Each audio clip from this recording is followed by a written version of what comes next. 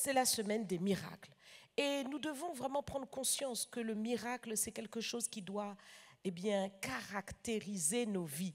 Alors, si vous le voulez bien, nous allons invoquer le Seigneur ensemble pour pouvoir entrer dans ce message que je vais vous porter ce matin.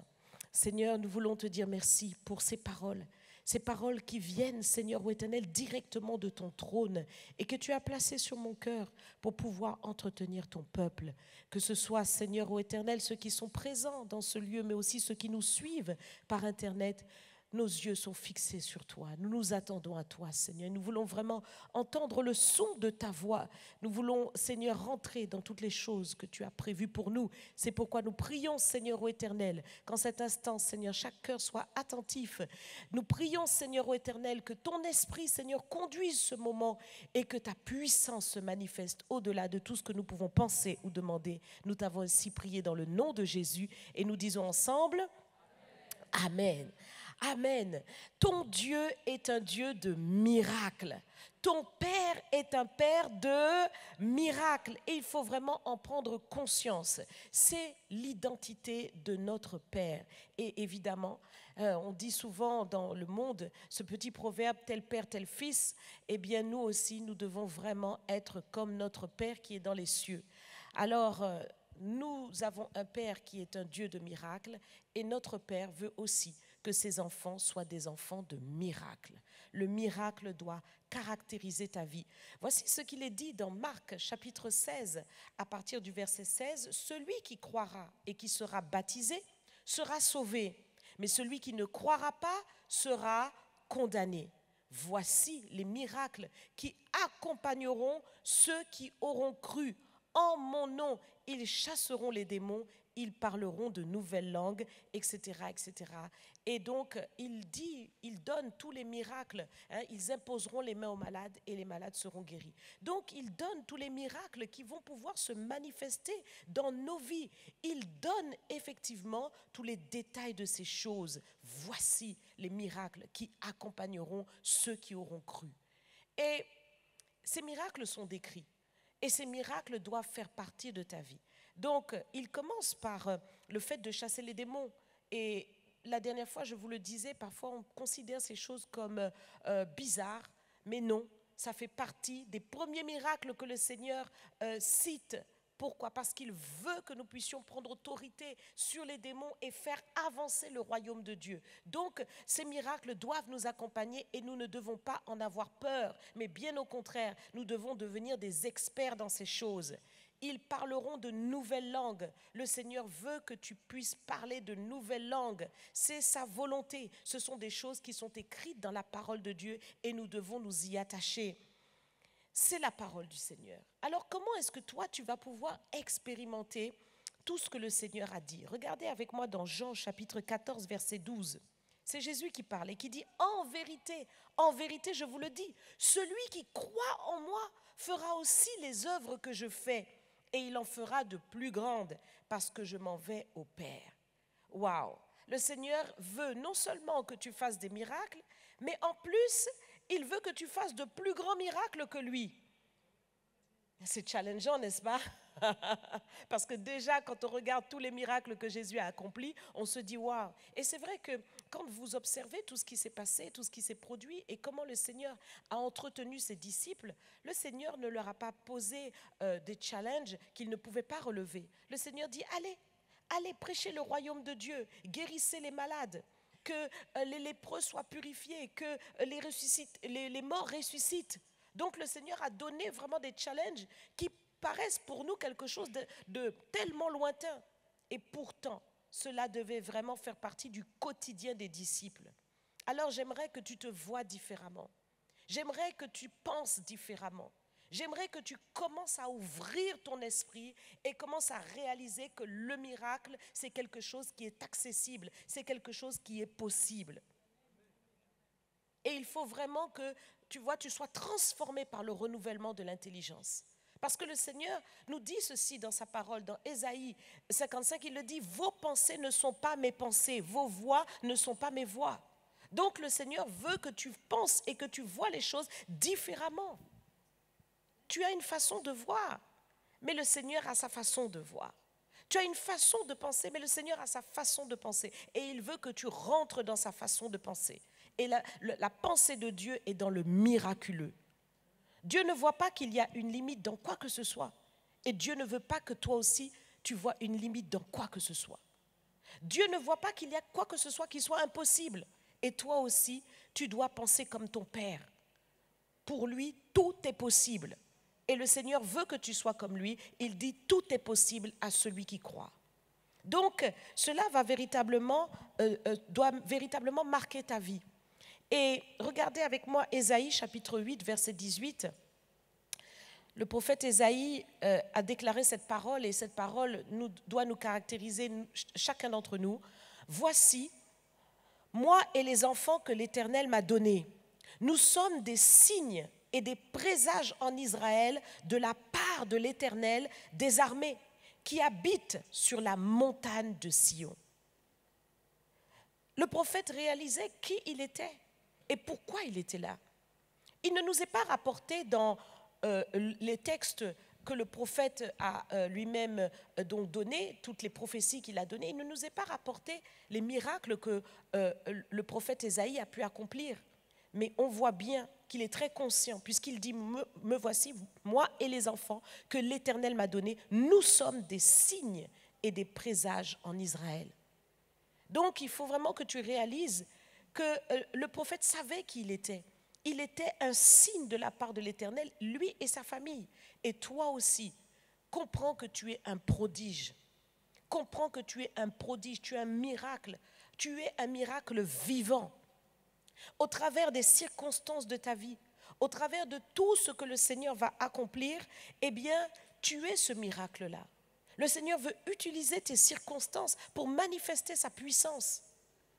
Donc, le problème n'est pas un problème. Dans ta vie, le problème est au contraire l'opportunité pour Dieu de manifester sa puissance.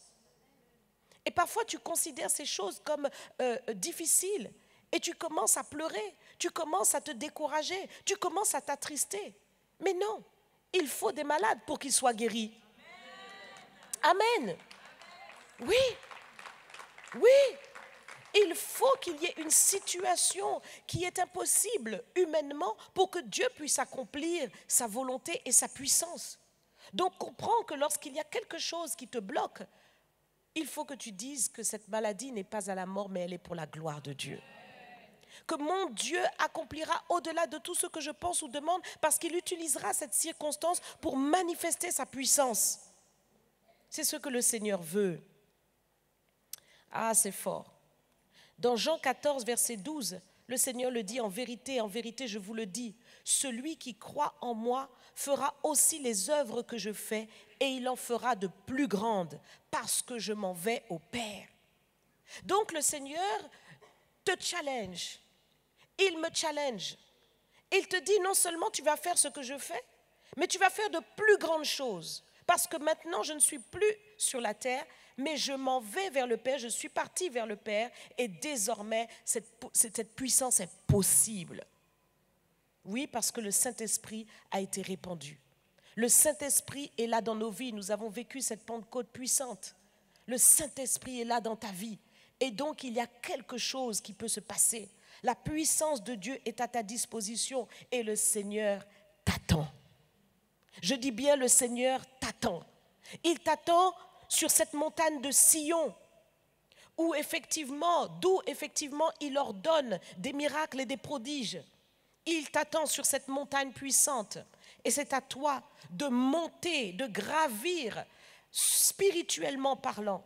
C'est à toi de changer, de sortir de la vallée des limitations, de la vallée de l'incrédulité, de la vallée du doute, de la vallée du découragement, de la vallée de l'impuissance, pour rentrer dans cette dimension, dans les hauteurs de Dieu, pour rentrer dans une transformation de vie.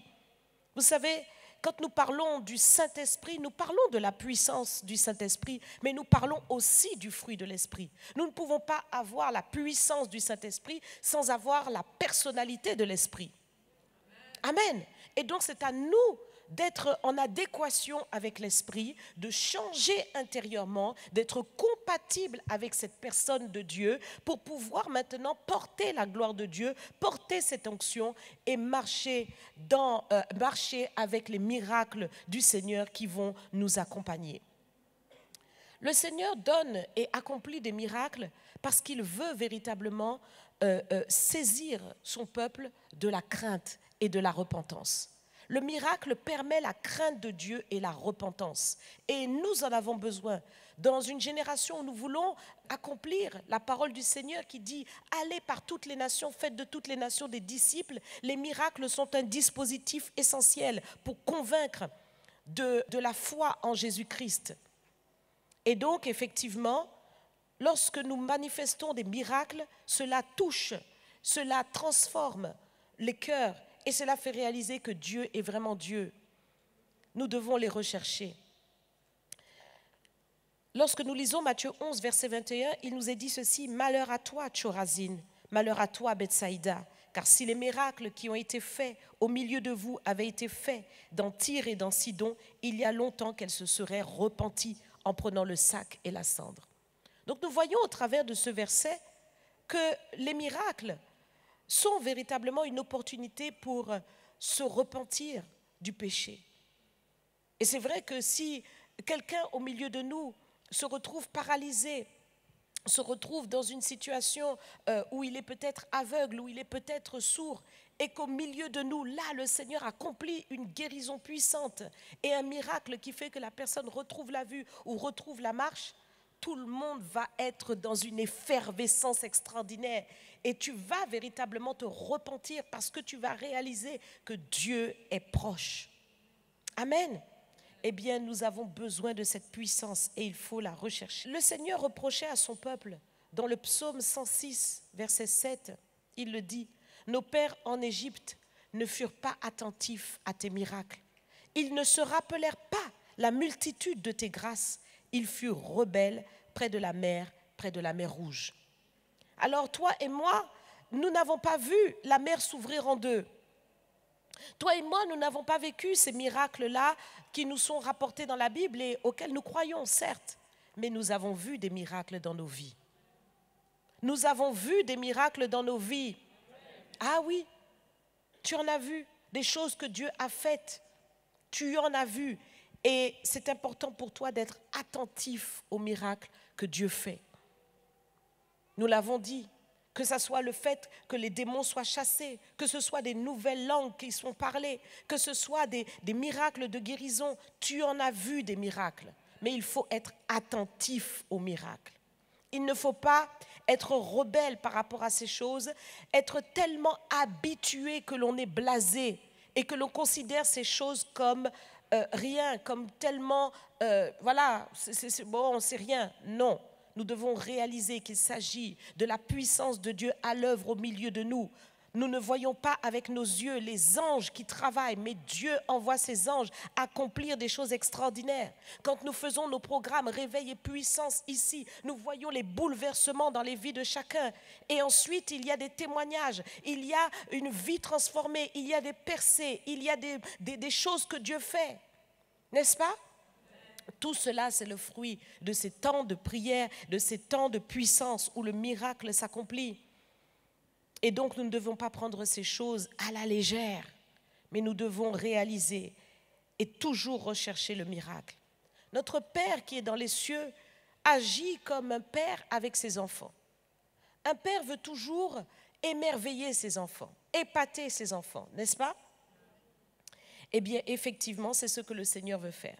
Dans Jean chapitre 5, verset 20, le Seigneur dit « Car le Père aime le Fils et lui montre tout ce qu'il fait. Et il lui montrera des œuvres plus grandes que celles-ci, afin que vous soyez dans l'étonnement. » Voyez, donc le Seigneur veut susciter en nous l'étonnement, l'émerveillement. Il veut que nous puissions dire « Waouh, papa, tu as fait ça. Waouh !»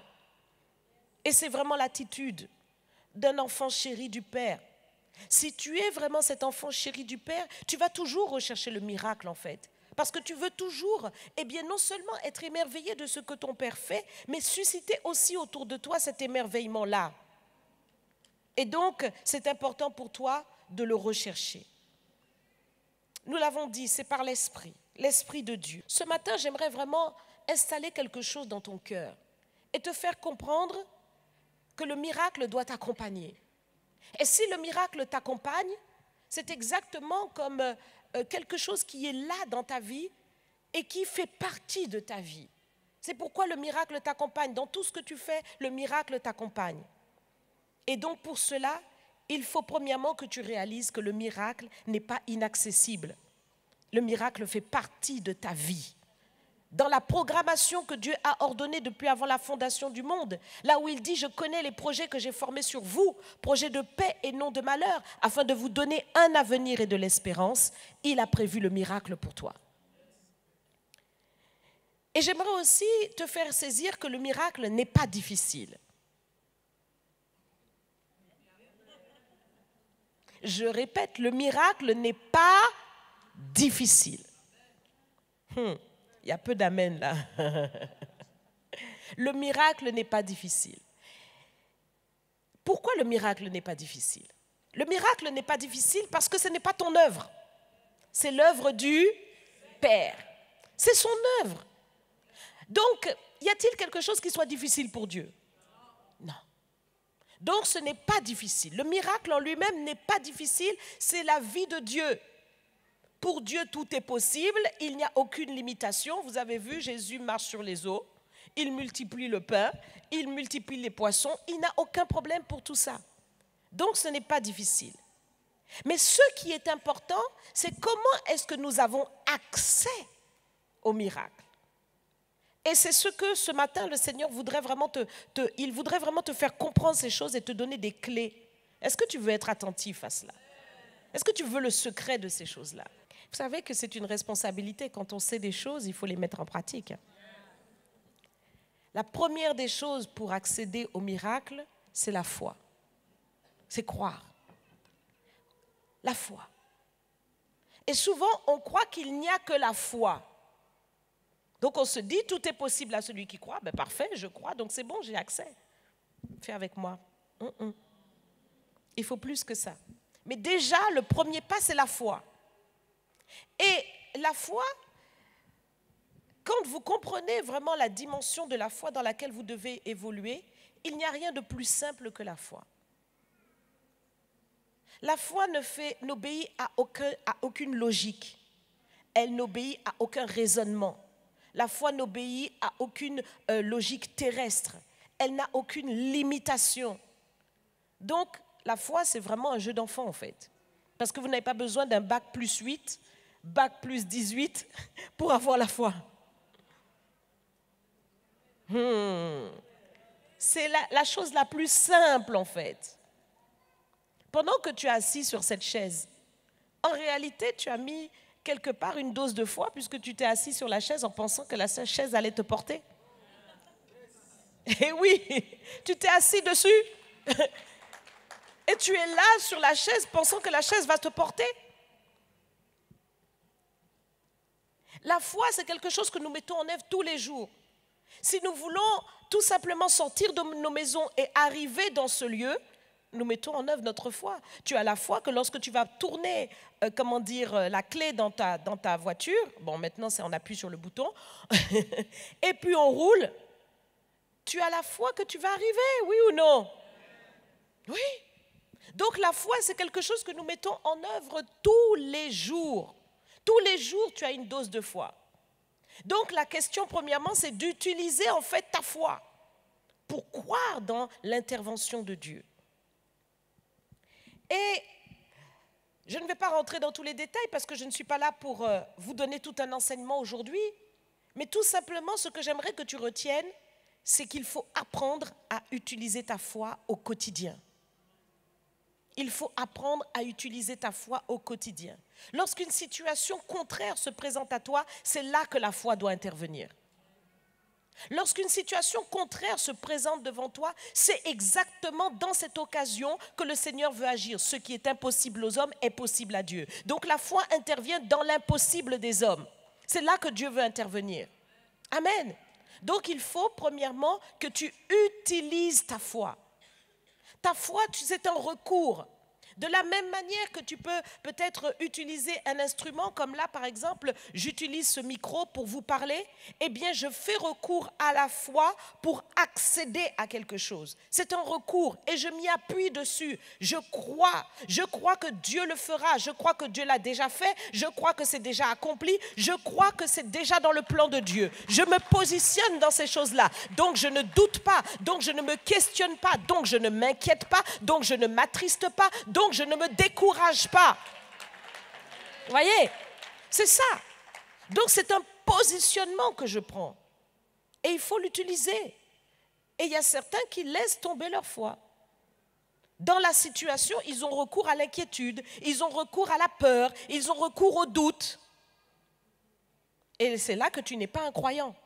Mais si tu apprends à être conforme à l'identité que Dieu a déclarée sur toi, que tu es un croyant, ça veut dire que tu as accès au tout est possible de Dieu. Ça veut dire que Dieu a fait de toi quelqu'un qui a recours à la foi et par la foi tu verras l'intervention du Seigneur. Alors tu te positionneras dans la foi. Bon, on pourrait faire tout un séminaire là-dessus. Mais nous allons passer au deuxième point. Le deuxième point qui permet véritablement l'accès au miracle, c'est un point que beaucoup oublient, mais qui est pourtant si nécessaire, qui est tant nécessaire, c'est la communion avec le Seigneur. Il faut la communion. Et ça, malheureusement, tu voudrais utiliser la foi sans la communion. Ça ne marche pas pour le miracle. Il faut la foi, mais il faut aussi la communion avec le Seigneur. Pourquoi il faut la communion? Parce que le miracle de Dieu est une révélation. Le miracle est une révélation. Quand le Seigneur accomplit un miracle, en fait, il te révèle exactement ce qu'il faut faire pour que le miracle se produise. Waouh! Vous êtes là ce matin? Est-ce que tu es réveillé? Mets-toi debout un peu. Mets-toi debout parce que je veux te voir rentrer dans ce message. Parce que quand nous sommes en train de donner les secrets là, il ne faut pas que l'ennemi essaye de détourner ton esprit. Lève-toi un peu, détends-toi un peu, bouge un peu les muscles et tout ça là. Voilà. Et vous aussi, vous qui êtes à la maison, un peu de mouvement, ça va vous faire du bien. Maintenant, tu peux te rasseoir. Je répète, le miracle est une révélation. Dieu veut te révéler comment tu vas faire telle chose pour que la chose soit faite. Et donc, c'est la dimension de ta communion qui va te donner la capacité d'entendre et de recevoir exactement la conduite que le Seigneur veut te donner pour accéder au miracle. Mais oui. Donc, quand le Seigneur Jésus se retrouve là avec Pierre, et Pierre a essayé de prendre du poisson toute la nuit, il n'a pas réussi. Mais le Seigneur dit, allez en eau profonde et jetez le filet. Parce qu'il sait qu'en eau profonde, il y a quelque chose là qu'il va mettre en mouvement. Ça, c'est la part de Dieu. Il met en mouvement le poisson. Mais sauf qu'il fallait que Pierre entende qu'il faut aller en eau profonde. Pierre a répondu, sur ta parole, je jetterai le filet. Donc la part de Dieu, c'est lui qui fait le miracle. C'est lui qui fait quelque chose que toi, tu ne peux pas faire. Sa main puissante est capable d'aller retirer le cancer. Sa main puissante est capable de détruire la grosseur. Sa main puissante est capable d'opérer quelque chose. Il est capable. Il est capable d'ouvrir cette porte qui était fermée devant toi depuis des siècles. Il est capable. Mais maintenant, le Seigneur a besoin de te révéler comment tu vas faire. Ça se passe en eau profonde. Ça se passe peut-être dans la louange. Peut-être qu'il faut louer. Boum, les chaînes vont péter. Vous comprenez? Il y a une stratégie que Dieu veut te révéler, mais ça se passe dans la communion. Si tu n'es pas dans la communion, il n'y a pas de miracle. Même si tu as la foi, je crois. Oui, mais où est la communion? Amen. Donc ta foi doit te conduire dans une communion et dans cette communion, tu vas entendre la voix du Seigneur. Tu vas entendre ce que le Seigneur va te dire. Et effectivement, eh bien, ce qui peut manquer parfois, c'est véritablement cette dimension de communion. On est tellement, et souvent je l'explique, on est distrait, on n'est pas attentif, on est dans plein de choses, dans l'activisme, on est dans plein de choses, sauf là où Dieu veut que nous soyons, sur la montagne de Sion, là où il y a des miracles et des prodiges que Dieu veut te révéler. Donc, c'est important de veiller à ta communion avec le Seigneur. Veille, parce que sinon tu diras que Dieu n'a pas fait. Non, Dieu fait, mais il faut qu'il trouve quelqu'un qui soit non seulement dans la foi, mais aussi dans la communion pour entendre comment le miracle va se produire. Je le répète, le miracle est une révélation. Dieu veut révéler. Et quand vous regardez les miracles puissants que Élie a accomplis, vous allez voir qu'il y avait toujours une stratégie. Par exemple, où Élisée, mettons par exemple ce miracle extraordinaire où le fer, donc ils étaient en train de couper du bois, et certainement avec une hache, et la partie donc du fer est tombée dans l'eau. Donc évidemment le fer est lourd, et le fer est tombé dans ce fameux lac. Alors, les prophètes disent à Élie, oh mon père, à Élisée, oh mon père, voilà, c'est tombé, le fer est tombé. Alors, Élisée demande, mais où est-ce que c'est tombé? Il dit, oui, c'est par là. Alors, il a envoyé un morceau de bois et le fer, il a envoyé un morceau de bois dans l'eau, dans le lac, et le fer a surnagé. Mais ce qu'il a fait, le fait d'envoyer ce morceau de bois, c'est une révélation. Ce n'est pas par lui-même que le fer a surnagé. Comme je vous le dis, le fait que le fer surnage, ça c'est la part de Dieu. C'est la part de Dieu. C'est la puissance de Dieu. C'est l'ange qui intervient. Mais il y a toujours besoin d'un support. Quand Jésus a multiplié le pain, il y a toujours besoin d'un support. Qu'avez-vous? Oh, cet enfant apporte les 5 pains et les 2 poissons. Donc, qu'est-ce qui se passe? Le Seigneur va multiplier à partir de ce qui est donné. Donc, il y a cette révélation-là. Comment est-ce qu'il a su qu'il fallait d'abord ce support? Eh bien, c'est la révélation, c'est ça qui est important. Et vous devez comprendre que dans votre communion, le Seigneur va vous dire, fais telle chose. Il va te dire, peut-être, fais une action de grâce spéciale. Fais un don spécial. Le Seigneur va te dire, fais telle chose. Il va te donner une révélation qui donne accès à ton miracle. Amen. Nous passons au 3e point. Une fois que tu as compris qu'il faut la foi, une fois que tu as compris qu'il faut la communion, ce n'est pas fini. Est-ce que tu peux répéter avec moi? Ce n'est pas fini. Il faut encore une autre chose, et cette chose est merveilleuse, c'est la puissance de l'onction. Amen. C'est la puissance de l'onction. Jésus lui-même disait, sans moi, vous ne pouvez rien faire. L'onction, c'est le Saint-Esprit, c'est lui, c'est le Seigneur. Mais c'est une dimension de la puissance du Saint-Esprit qui agit dans le domaine physique. C'est cette partie tangible, ce frottement de la puissance du Saint-Esprit qui agit dans le domaine physique. Alors, nous voyons un exemple de l'action de l'onction au travers à chaque fois dans toute la Bible, dans tous les miracles, nous voyons l'onction du Saint-Esprit intervenir et agir. Nous voyons cette puissance qui est comme une déflagration de l'Esprit qui accomplit le miracle. Nous voyons qu'il y a une puissance qui intervient.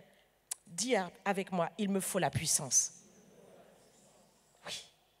Et voyez, il y a l'étape où on est rempli du Saint-Esprit et il y a l'étape où on est revêtu de la puissance d'en haut. Et c'est ce qui fait toute la différence. Quand Jésus se retrouve donc envoyé par le Saint-Esprit dans le désert, il est rempli du Saint-Esprit. Il nous est dit que le Saint-Esprit était descendu sur lui sous la forme d'une colombe au moment de son baptême. Et il est rempli du Saint-Esprit, il est conduit par l'Esprit dans le désert pour jeûner et pour être donc confronté avec le diable. Mais nous voyons que lorsqu'il sort de ces 40 jours de jeûne et qu'il maintenant sort du désert, il est revêtu de la puissance d'en haut. Et donc, il faut que tu comprennes que la puissance d'en haut doit te revêtir pour que les miracles s'accomplissent dans ta vie. Ce revêtement est nécessaire.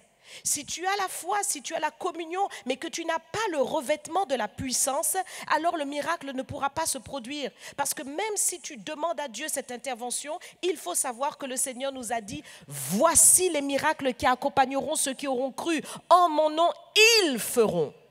C'est toi qui vas le faire. C'est toi. Mais toi par quoi? Par la puissance de l'onction, par la puissance du Saint-Esprit. Et donc tu as besoin de cette puissance-là. Tu en as besoin. Tu as besoin de cette puissance. Il te faut un revêtement. Il te faut ce revêtement. Ce revêtement doit caractériser ta vie. C'est un manteau qui est sur toi. C'est une puissance par laquelle, tu vas agir. Effectivement, le Seigneur veut agir au travers de toi, mais il agit au travers de toi par le biais de l'onction qui repose sur toi. C'est pourquoi nous pouvons dire qu'il y a tel serviteur qui est puissant, telle personne qui est puissante, et puis d'autres où on voit que... Eh oui, c'est ça qui fait la différence. Et donc, le Seigneur te considère. Il te considère comme son enfant, comme quelqu'un qui est capable de faire toutes ces choses. Mais est-ce que toi, tu rentres dans cette capacité que Dieu t'a donnée? Regardez avec moi Jacques chapitre 5, verset 17. Il nous est dit, Élie était un homme de la même nature que nous. La même nature. Donc, il n'y a pas quoi que ce soit de spécial à part le fait de ces 3 points dont je vous parle. Il pria avec instance pour qu'il ne plût point et il ne tomba point de pluie sur la terre pendant 3 ans et 6 mois. Puis il pria de nouveau et le ciel donna de la pluie et la terre produisit son fruit. Donc Élie, cet homme qui a accompli un si grand miracle de faire pleuvoir sur la terre après avoir fermé le ciel, c'est Élie. Par sa foi, par sa communion et par la puissance du Saint-Esprit qui reposait sur eux, qu'il accomplit toutes ces choses. Et nous voyons encore quelque chose qui est important dans la parole de Dieu, dans Jean, chapitre 5, verset 19. Et c'est le Seigneur qui parle et qui est notre modèle, comme vous le savez. Jésus reprit donc la parole et leur dit, en vérité, je vous le dis, le Fils ne peut rien faire de lui-même. Il ne fait que ce qu'il voit faire au Père. Et tout ce que le Père fait, le Fils aussi le fait pareillement. Car le Père aime le Fils et lui montre tout ce qu'il fait. Et il lui montrera des œuvres plus grandes que celles-ci, afin que vous soyez dans l'étonnement. Donc nous voyons vraiment dans ce verset tout ce que je vous ai dit tout à l'heure. À la fois le fait de réaliser que sans cette onction, vous ne pouvez pas. Parce que c'est le Seigneur en vous qui va le faire, mais le Seigneur en vous, c'est l'onction du Saint-Esprit. Comme Jésus aussi ne faisait rien par lui-même, mais c'était le Père en lui qui faisait les miracles qu'il accomplissait. Et de la même manière aussi, sans la communion du Saint-Esprit, vous ne pouvez pas parce qu'il vous faut la révélation, comme Jésus aussi avait toujours la révélation des miracles qu'il accomplissait. Le Seigneur lui révélait, lui montrait les choses à l'avance. Donc, quand vous regardez tous les miracles, que ce soit Bartimée, que ce soit je ne sais qui guérissait l'aveugle ou qu'il prenait de la boue, tout ça, ce sont des révélations que le Seigneur a accomplies pour que le miracle se produise. Le Père aime le Fils et lui montre tout ce qu'il fait et il lui montrera des œuvres plus grandes que celles-ci. Eh bien, j'aimerais te dire que dans le miracle, nous allons de miracle en miracle. Il y a une progression, il y a une dimension supérieure. Tu peux commencer peut-être par des petits miracles, mais Dieu va faire de plus grandes choses. Et donc, il faut rentrer dans cet accroissement-là. Le Seigneur veut faire de plus grandes choses que ce que tu as déjà vu. Amen.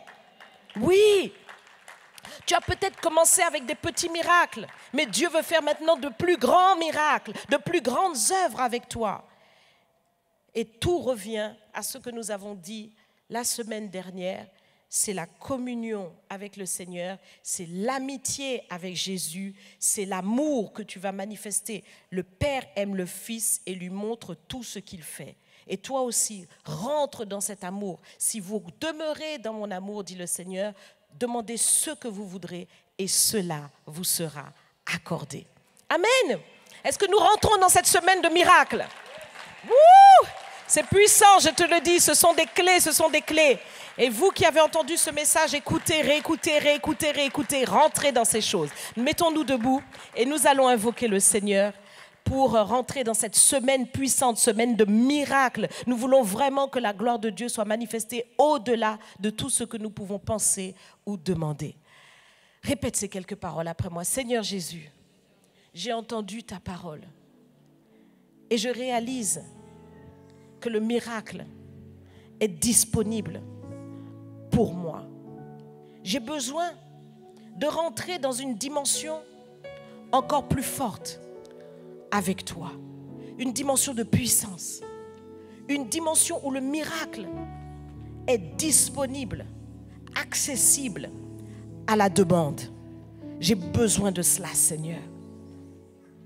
Je réalise que mon Père est un Père de miracles et que moi aussi, en tant que son fils, sa fille, je dois incarner le miracle. C'est pourquoi, Seigneur, je te demande de me faire grâce pour que désormais, je me positionne dans la foi en tout instant. Que je réalise qu'il n'y a aucune limitation pour moi parce que je crois. Je veux utiliser ma foi et non pas le doute, et non pas la peur, et non pas le découragement. Je me positionne, Seigneur. Je veux aussi entendre la révélation, la stratégie de mon miracle, la manière, la façon dont tu veux que je l'opère. Aide-moi à avoir une communion beaucoup plus affinée avec toi, pour que ces choses fassent vraiment partie de ma vie. Je rends mon cœur sensible et disponible à toi. Je te dis merci, Seigneur, de ce que maintenant, plus rien ne gêne ma communion avec toi. Je bannis la distraction, je bannis la négligence dans ma vie de prière. Et je développe une intimité avec toi qui me permet de recevoir la révélation nécessaire au miracle. Seigneur, je comprends que c'est moi qui vais accomplir ces choses, car tu l'as dit. Tu as dit, vous ferez de plus grandes choses. Mais c'est avec toi, avec ta puissance. C'est par toi, par ta puissance. Alors j'accepte cette dimension de l'onction dans ma vie. Je la reçois. Je l'accepte. Je lui fais place. J'arrange ma vie. J'ordonne ma vie. Je mets tout en ordre, tout en ligne, afin que ton onction coule sur moi. Je te dis merci, Seigneur, parce que cette onction est disponible maintenant et je la saisis. Je te dis merci, Seigneur, pour cette puissance qui me revêt et qui fait toutes choses différentes au milieu de moi. Je te donne gloire, Père.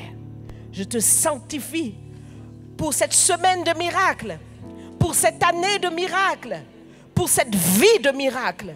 Je te dis merci, Seigneur. Et je donne gloire à ton nom, dans le nom de Jésus. Et répète avec moi, Amen.